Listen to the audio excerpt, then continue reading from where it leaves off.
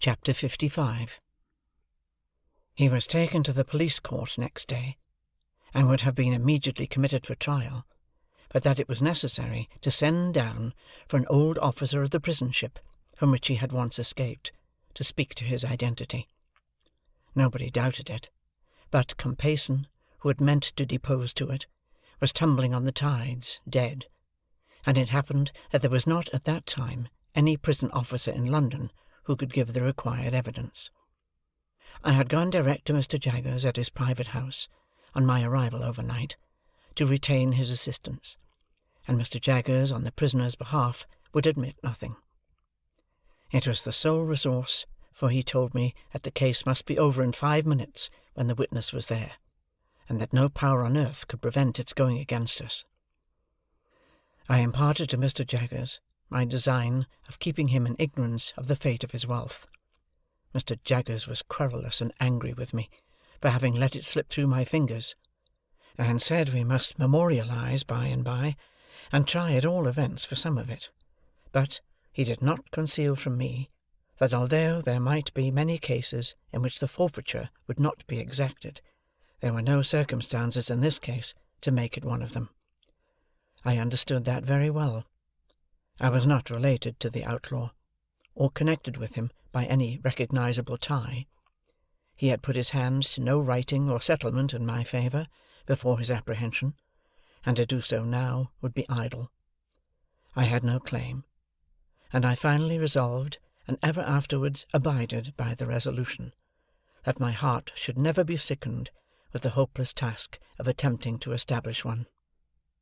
There appeared to be reason for supposing that the drowned informer had hoped for a reward out of this forfeiture, and had obtained some accurate knowledge of Magwitch's affairs.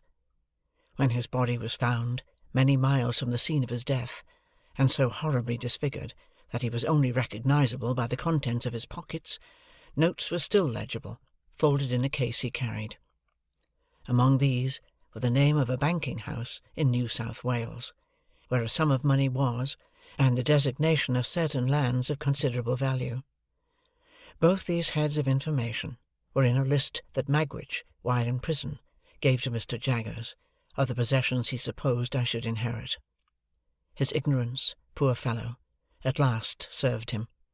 He never mistrusted but that my inheritance was quite safe, with Mr. Jaggers's aid. After 3 days' delay, during which the Crown prosecution stood over the production of the witness from the prison ship, the witness came and completed the easy case. He was committed to take his trial at the next sessions, which would come on in a month. It was at this dark time of my life that Herbert returned home one evening, a good deal cast down, and said, "My dear Handel, I fear I shall soon have to leave you." His partner having prepared me for that, I was less surprised than he thought. "We shall lose a fine opportunity if I put off going to Cairo, and I'm very much afraid I must go, Handel, when you most need me." "Herbert, I shall always need you, because I shall always love you. But my need is no greater now than at another time." "You will be so lonely." "I have not leisure to think of that," said I. "You know that I am always with him, to the full extent of the time allowed, and that I should be with him all day long if I could. And when I come away from him, you know that my thoughts are with him." The dreadful condition to which he was brought was so appalling to both of us, that we could not refer to it in plainer words.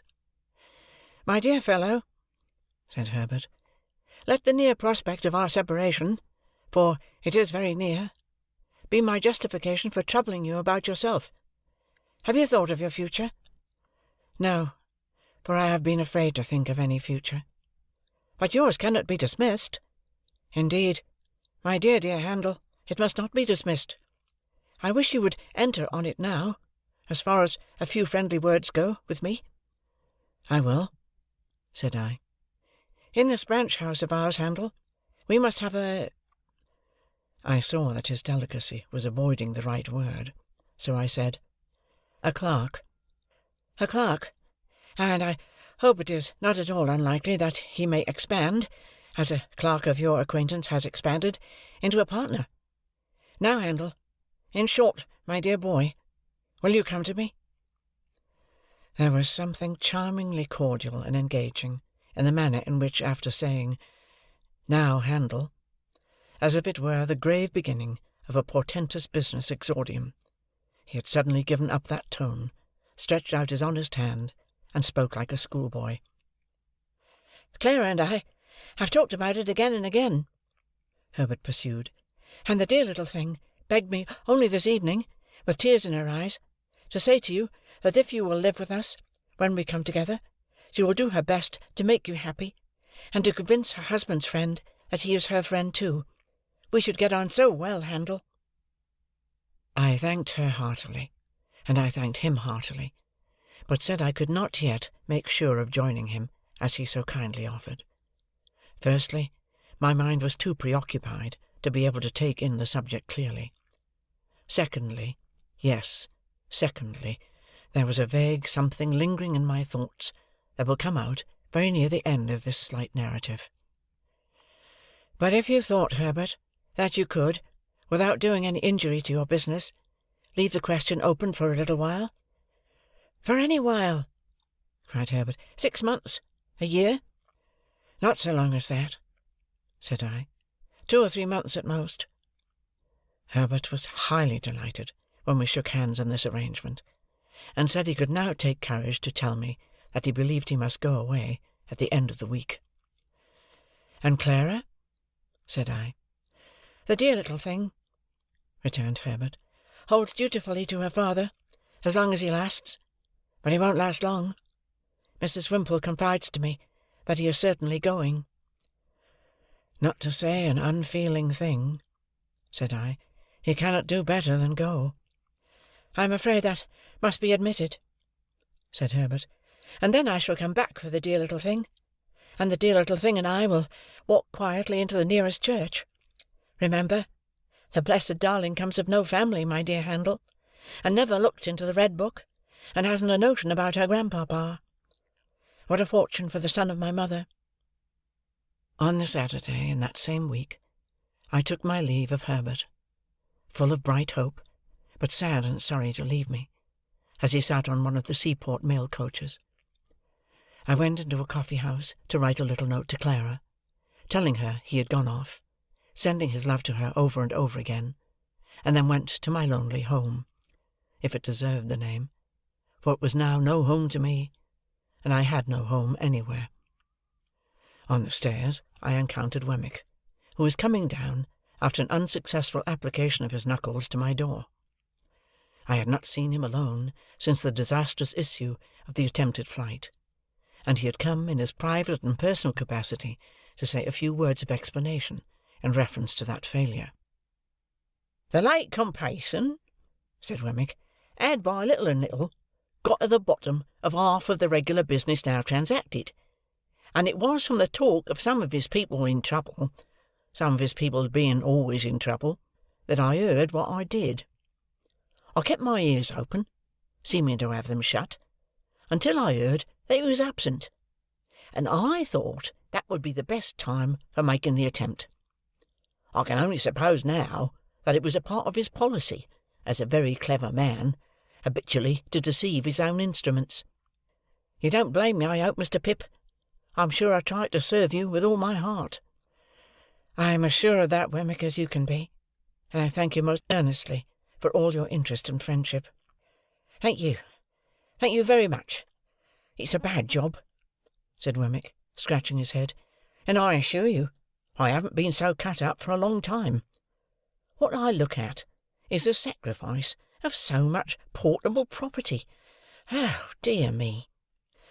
"What I think of, Wemmick, is the poor owner of the property."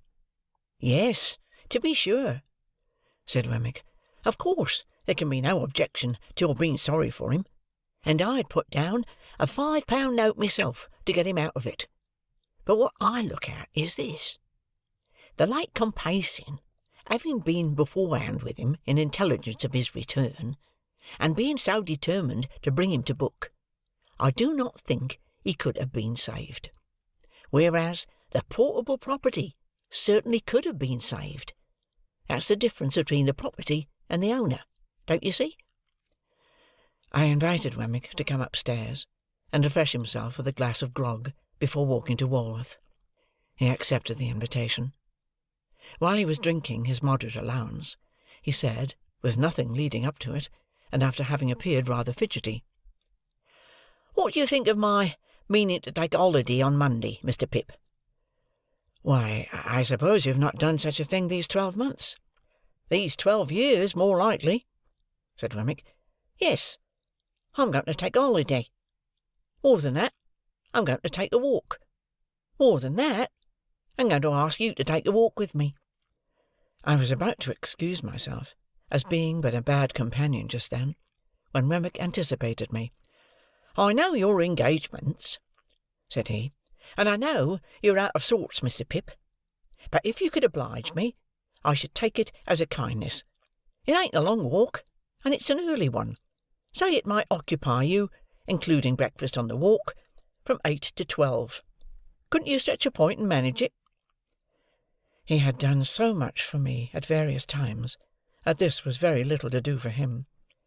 I said I could manage it, would manage it, and he was so very much pleased by my acquiescence that I was pleased too. At his particular request, I appointed to call for him at the castle at 8:30 on Monday morning, and so we parted for the time.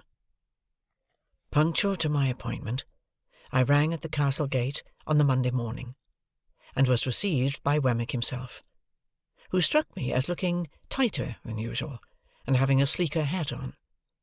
Within, there were 2 glasses of rum and milk prepared, and 2 biscuits. The aged must have been stirring with the lark, for, glancing into the perspective of his bedroom, I observed that his bed was empty. When we had fortified ourselves with the rum and milk and biscuits, and were going out for the walk, with that training preparation on us, I was considerably surprised to see Wemmick take up a fishing rod, and put it over his shoulder. "Why, we're not going fishing," said I. "No," returned Wemmick, "but I like to walk with one." I thought this odd. However, I said nothing, and we set off. We went towards Camberwell Green, and when we were thereabouts, Wemmick said suddenly, "Hello! Here's a church." There was nothing very surprising in that, but again I was rather surprised when he said, as if he were animated by a brilliant idea, "Let's go in." We went in, Wemmick leaving his fishing rod in the porch, and looked all round. In the meantime, Wemmick was diving into his coat pockets, and getting something out of paper there. "Hello!" said he. "Here's a couple of pair of gloves. Let's put 'em on." As the gloves were white kid gloves, and as the post office was widened to its utmost extent, I now began to have my strong suspicions. They were strengthened into certainty when I beheld the aged enter at a side door, escorting a lady. "Hello!" said Wemmick. "Here's Miss Skiffins. Let's have a wedding." That discreet damsel was attired as usual, except that she was now engaged in substituting for her green kid gloves a pair of white. The aged was likewise occupied in preparing a similar sacrifice for the altar of Hymen. The old gentleman, however, experienced so much difficulty in getting his gloves on, that Wemmick found it necessary to put him with his back against a pillar, and then to get behind the pillar himself, and pull away at them, while I, for my part, held the old gentleman round the waist, that he might present an equal and safe resistance. By dint of this ingenious scheme, his gloves were got on to perfection. The clerk and clergyman then appearing, we arranged in order at those fatal rails. True to his notion of seeming to do it all without preparation, I heard Wemmick say to himself, as he took something out of his waistcoat pocket before the service began, "Hello! Here's a ring." I acted in the capacity of backer, or best man, to the bridegroom, while a little limp pew-opener, in a soft bonnet like a baby's, made a feint of being the bosom friend of Miss Skiffins. The responsibility of giving the lady away devolved upon the aged, which led to the clergyman's being unintentionally scandalized, and it happened thus. When he said, Who giveth this woman to be married to this man?" The old gentleman, not in the least knowing what point of the ceremony we had arrived at, stood most amiably beaming at the 10 Commandments. Upon which the clergyman said again, "Who giveth this woman to be married to this man?" The old gentleman being still in a state of most estimable unconsciousness, the bridegroom cried out in his accustomed voice, "Now, aged P., you know who giveth." To which the aged replied with great briskness, before saying that he gave, "All right, John, all right, my boy." And the clergyman came to so gloomy a pause upon it, that I had doubts for the moment whether we should get completely married that day. It was completely done, however, and when we were going out of church, Wemmick took the cover off the font, and put his white gloves in it, and put the cover on again. Mrs. Wemmick, more heedful of the future, put her white gloves in her pocket, and assumed her green. "Now, Mr. Pip," said Wemmick, triumphantly shouldering the fishing-rod as we came out, "let me ask you whether anybody would suppose this to be a wedding party?" Breakfast had been ordered at a pleasant little tavern, a mile or so away, upon the rising ground beyond the green, and there was a bagatelle board in the room, in case we should desire to unbend our minds after the solemnity. It was pleasant to observe that Mrs. Wemmick no longer unwound Wemmick's arm when it adapted itself to her figure, but sat in a high-backed chair against the wall, like a violoncello in its case, and submitted to be embraced as that melodious instrument might have done. We had an excellent breakfast, and when any one declined anything on the table, Wemmick said, "Provided by contract, you know. Don't be afraid of it." I drank to the new couple, drank to the aged, drank to the castle, saluted the bride at parting, and made myself as agreeable as I could. Wemmick came down to the door with me, and I again shook hands with him, and wished him joy. "Thank'ee," said Wemmick, rubbing his hands. "She's such a manager of fowls, you have no idea. You shall have some eggs, and judge for yourself. I say, Mr. Pip," calling me back, and speaking low, "this is altogether a war with sentiment, please." "I understand. Not to be mentioned in Little Britain," said I. Wemmick nodded.